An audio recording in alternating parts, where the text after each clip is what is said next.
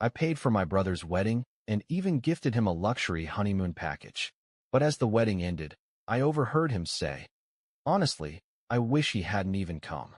My parents laughed. "Oh, it's just a joke." I smiled. But when my brother arrived at the airport the next day, he discovered his luxury suite had been changed to a destination he'd never forget.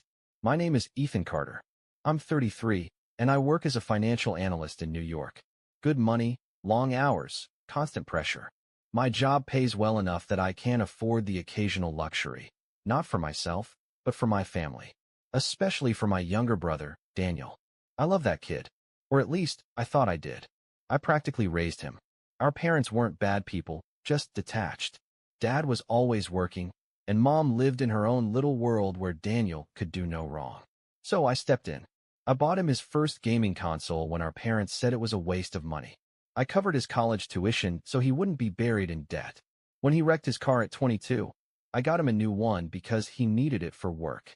And when he and his fiancée, Emily, started planning their dream wedding, I didn't hesitate.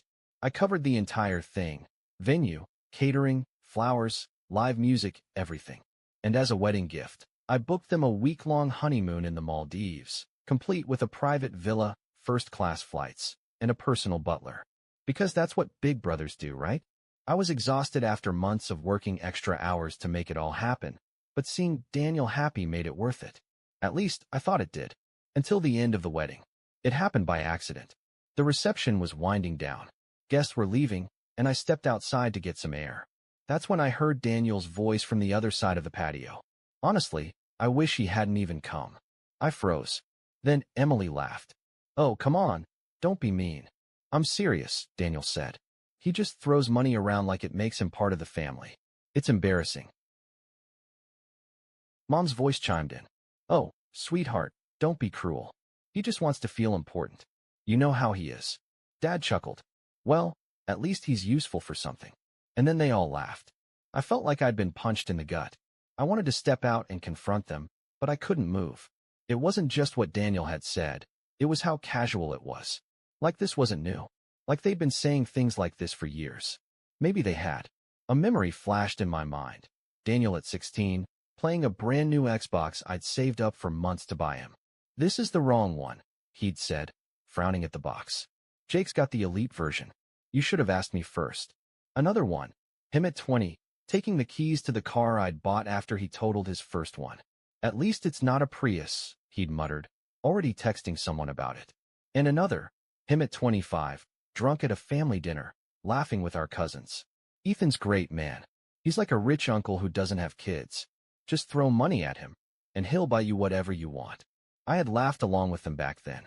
Told myself he didn't mean it, that it was just a joke. But standing there, outside his wedding, hearing them all laugh at me like I was some pathetic, desperate fool, it hit different. I should have walked away, should have let it go. But I didn't. Because Daniel and Emily were getting on a plane tomorrow morning. And the honeymoon I had gifted them? That was something I could still change. And trust me, I did. I don't know how long I stood outside, gripping the doorway like it was the only thing holding me up. Their laughter still rang in my ears, their words looping over and over in my head. "Honestly, I wish he hadn't even come. He just wants to feel important. At least he's useful for something." The worst part? No one disagreed.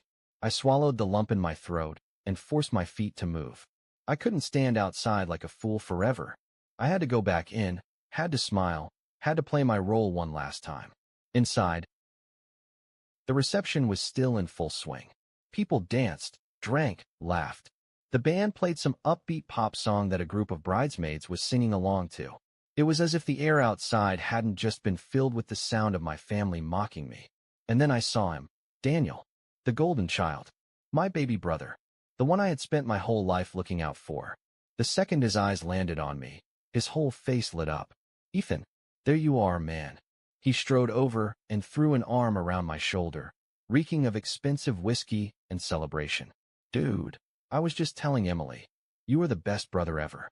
Seriously, man, I don't know what I'd do without you." His grin was wide, his eyes glassy from the alcohol, but his words were smooth, practiced, like he had said them a million times before. And maybe he had, every time he needed something. "Bro, you gotta help me." Just a couple months, I swear. You're the best, man. Seriously. But this time, it didn't land the same way. Because now I knew the truth. I forced a smile. Of course, man. Anything for you. I almost choked on the words. See? That's why I tell people I've got the best brother in the world. Daniel laughed, his grip on my shoulder tightening as he turned to Emily. Isn't he the best, babe? Emily smiled, too, but I noticed how she avoided my eyes. Maybe she felt guilty. Maybe she didn't care. It didn't matter. I just needed to get through the night. I let Daniel gush about how grateful he was. I let him toast to me in front of his friends. I let our parents smile at me like I was fulfilling my role perfectly. But inside, something was shifting. For the first time, I didn't feel like his brother. I felt like a fool. That night, I lay in bed, staring at the ceiling. Honestly, I wish he hadn't even come. I turned onto my side, eyes burning. He just throws money around like it makes him part of the family. I clenched my fists under the blankets. At least he's useful for something. I forced myself to sit up. My pulse pounded in my ears. Enough. I reached for my phone. I opened our family group chat, scrolling through years of messages. At first glance, it all seemed normal, pictures from birthdays, holiday plans, random updates. But the more I looked, the more I noticed the pattern. Every conversation was transactional. Daniel, Ethan, can you cover my flight home for Christmas? I'm short this month. Mom, sweetheart, Daniel's car needs repairs. You're doing so well. Could you help? Dad, your brother and Emily really want a big wedding. I told them you'd be happy to contribute. No, how are you? No, thanks for everything. Just requests. Demands, even. And I had always said yes. Because that's what big brothers do, right? I closed my eyes and let my mind wander back through the years. I was 14 when Daniel was born. I still remember the day Mom and Dad brought him home. He was this tiny, wrinkled thing, and I remember promising him, right then and there, that I'd always take care of him. And I did. When our parents were too busy, I was the one who helped him with homework. When he scraped his knee, I was the one who carried him home. When he wanted the latest sneakers in high school, I worked extra shifts at my part-time job to get them for him. And he knew it. Ethan will do it, Mom would say whenever Daniel needed something. And I always did. Even when he started taking it for granted. Like the time he wrecked his first car. He had been reckless, speeding on a rainy night. The insurance payout barely covered the damage, and he called me in a panic. Bro, you gotta help me. I can't ask Mom and Dad. Dad will kill me. So I bought him another car. A used one, but still reliable. His response?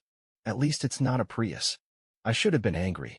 But I laughed it off, convinced myself he was just embarrassed, that he appreciated it deep down. Then there was the time he needed money for an apartment deposit. Dude, I swear I'll pay you back. Just a couple months, I promise. That was 4 years ago. I never saw a dime. I let it slide. Because that's what big brothers do. But the wedding? That was supposed to be different. This wasn't some last-minute favor. This was me giving him the wedding of his dreams, something he and Emily wouldn't have been able to afford on their own. I had worked extra hours. I had turned down vacations. I had done everything I could to make sure they had the perfect day. And still, it wasn't enough. I wasn't family to them. I was a wallet with a heartbeat. And for the first time, I saw it for what it was. I checked the time, 3:42 a.m. Daniel and Emily's flight was in 6 hours.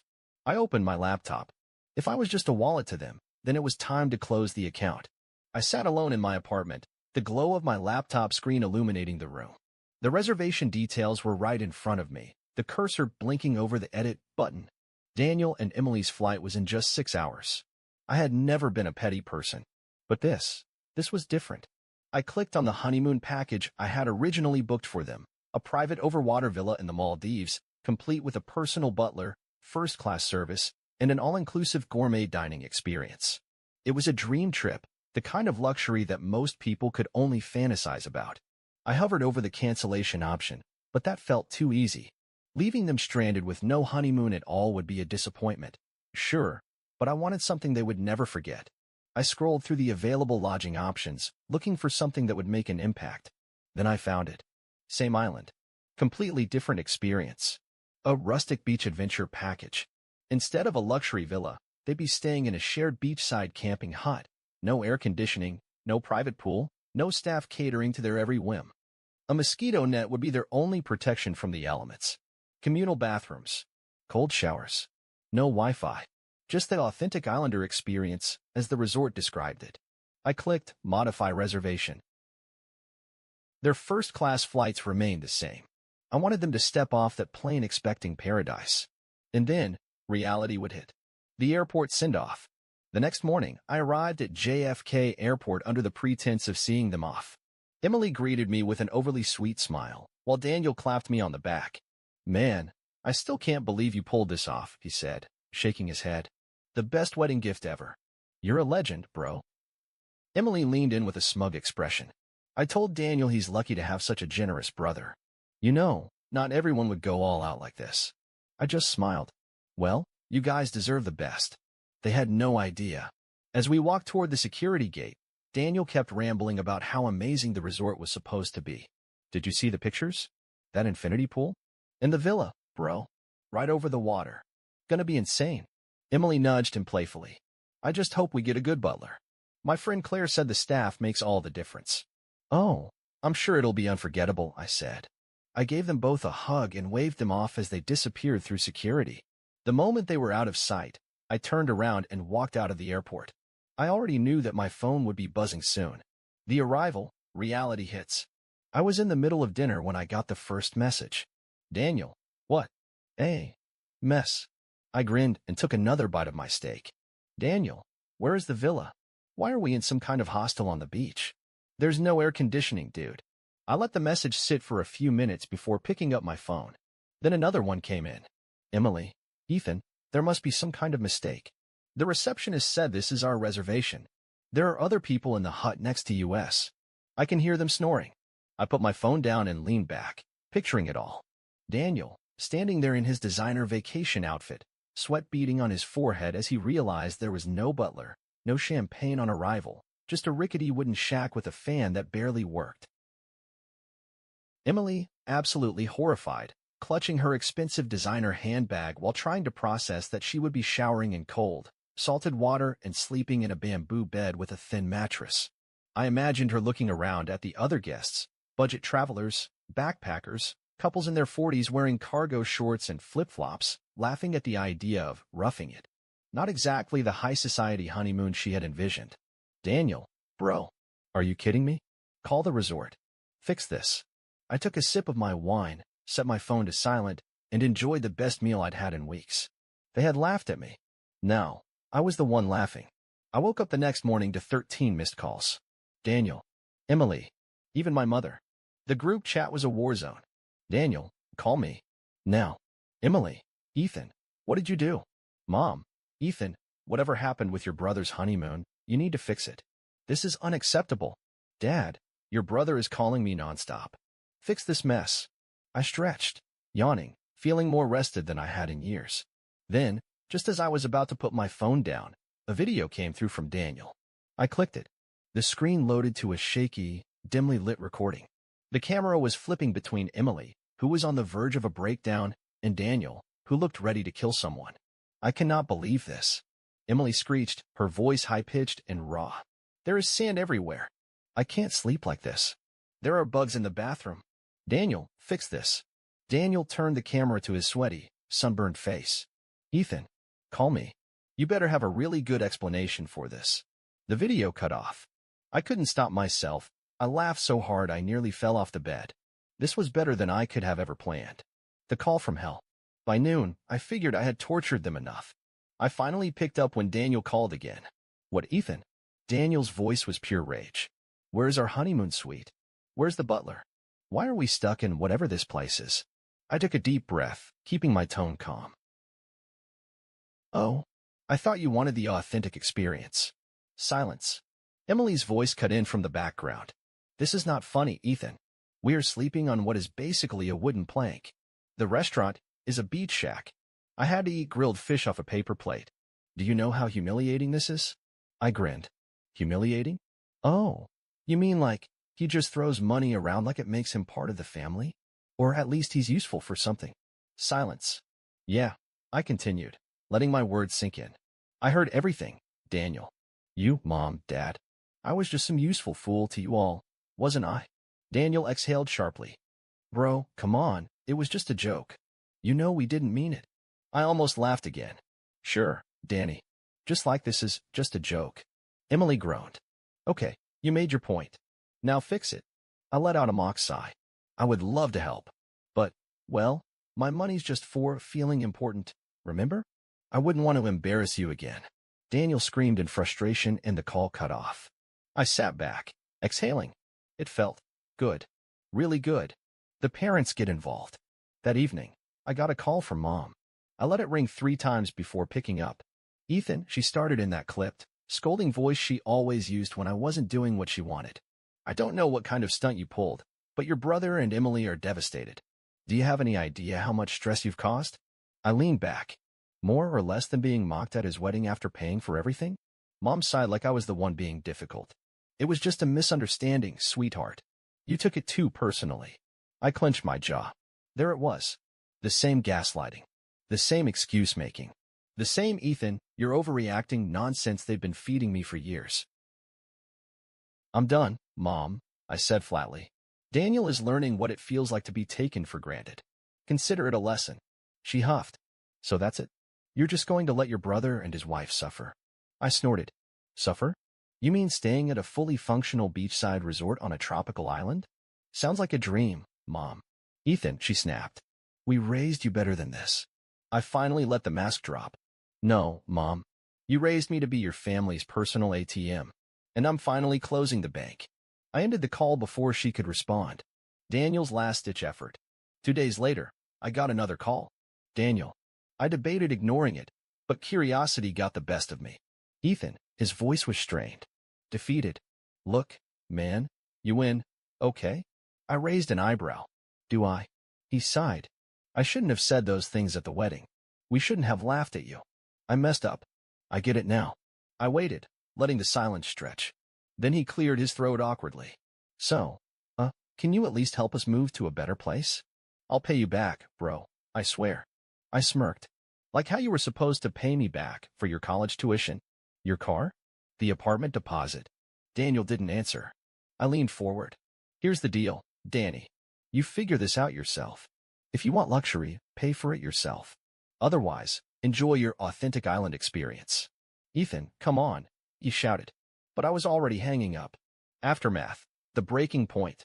Daniel and Emily finished their honeymoon exactly where they started, on that beach, swatting mosquitoes, eating cheap grilled fish, and seething with rage. By the time they got back, I had already blocked Daniel, Emily, and even my parents on social media. Then I got the last message I'd ever received from my mother. Mom, if you keep acting like this, you're going to lose your family. I looked at the text for a long moment before finally typing back. Me, I think I already did. And honestly, I'm okay with that. I hit send. Then, for the first time in my life, I felt free. 2 weeks had passed since Daniel and Emily's disastrous honeymoon. The calls had stopped. The texts had dried up. My family's desperate attempts to guilt me into fixing their problems had finally ceased. And for the first time in years, my life was quiet. I wasn't sure how I felt about it at first. There was an odd emptiness where all the stress used to be. No more late-night messages from Daniel asking for money. No more passive-aggressive guilt trips from Mom. Just silence. But then I realized that emptiness wasn't loneliness. It was peace. A new beginning. Without my family constantly draining me, I finally started doing things for myself. I booked a vacation. For me. A real one. Not a sacrifice. Not a gift for someone else. But something just because I wanted it.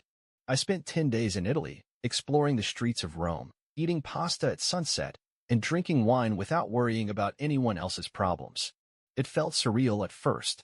The idea that I didn't have to answer to anyone, that no one had a claim over my time or money anymore. Then, one evening, as I sat in a tiny cafe in Florence, watching the sun dip behind the rooftops, it hit me. I had spent my entire life being the good son, the good brother, the one who fixed everything, paid for everything, put everyone else first. And what had it gotten me? Disrespect, manipulation, betrayal. Now, I was free. Daniel's last attempt. I hadn't heard from Daniel since our last call. But one afternoon, as I was going through my emails at work, his name popped up on my phone. I stared at it for a long moment. Then, against my better judgment, I answered. Ethan. Daniel's voice was hesitant. He sounded different. What do you want? I asked, keeping my tone neutral. He exhaled. Look, man, I know I screwed up. I didn't say anything. I wasn't going to make this easy for him. I was terrible, he continued. Emily too. And, Mom, Dad. I get it now. I raised an eyebrow. Do you? He let out a bitter laugh.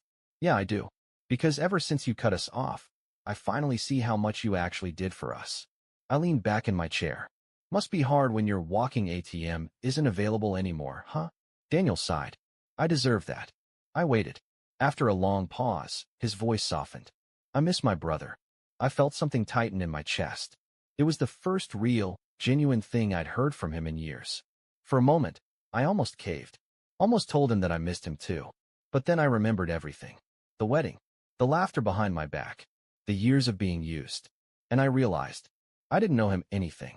I took a deep breath. Daniel, I don't know if we'll ever be okay again. Silence. But if you really get it now, then prove it. Not with words.